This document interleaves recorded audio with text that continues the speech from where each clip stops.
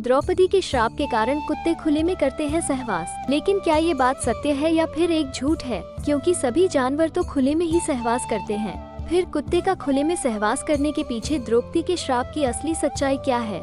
चलिए जानते हैं आज के इस वीडियो के माध्यम से। दोस्तों, ये तो हम सभी जानते हैं कि द्रौपदी का विवाह कुंती के 5 पुत्रों से हुआ था और तभी ये तय किया गया था कि द्रौपदी 1 साल में सिर्फ एक ही पांडव के साथ अपना समय बिताया करेगी।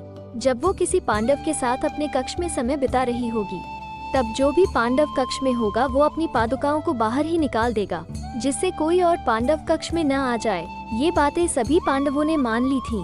एक दिन द्रौपदी अर्जुन के साथ अपने कमरे में थी। दोनों ही सुखद समय बिता रहे थे और एक दूसरे की बातों में खोए दोनों ही उस समय का आनंद ले रहे थे। तभी उनके कक्ष के बाहर एक कुत्ता आता है। उसने अर्जुन की पादुकाएं अपने मुंह में दबाई और जंगल की ओर भाग गया।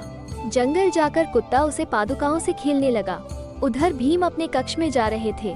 तभी उन्होंने देखा कि द्रौपदी के कक्ष के बाहर कोई पादुकाएं नहीं है। इसका मतलब है कि वो इस समय कक्ष में अकेली है। भीम बिना कुछ सोचे तुरंत कक्ष के अंदर चले गए। जब द्रौपदी ने भीम को अचानक इस तरह कमरे में देखा तो वो गुस्से से आग बबूला हो गए और लज्जित महसूस करने लगी। गुस्से में लाल द्रौपदी ने भीम से पूछा कि आप कक्ष के अंदर ऐसे कैसे आ सकते हैं, जबकि कक्ष के बाहर पड़ी पादुकाएं इस बात का संकेत दे रही है कि कक्ष के अंदर अर्जुन है। द्रौपदी को शांत करते हुए भीम ने कहा कि बाहर तो कोई भी पादुका नहीं है, तभी तो मैं अंदर आया। अगर मुझे कोई पादुका दिखती तो मैं अंदर आता ही नहीं। तब अर्जुन और भीम पादुकाओं को देखने के लिए कक्ष के बाहर आ गए और उसे खोजने लगे। पादुका खोजते खोजते दोनों भाई उसी जंगल में जा पहुँचे जहाँ वो कुत्ता उन पादुकाओं से खेल रहा था। अर्जुन और भीम के पीछे पीछे द्रौपदी भी उसी जंगल में जा पहुंची।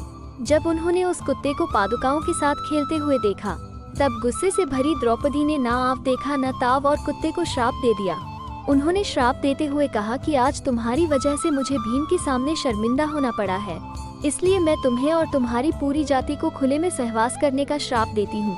और तभी से ही ये लोककथा बहुत प्रचलित है, लेकिन इसकी सत्यता का प्रमाण किसी भी ग्रंथ में नहीं मिलता, क्योंकि सभी जानवर खुले में ही सहवास करते हैं।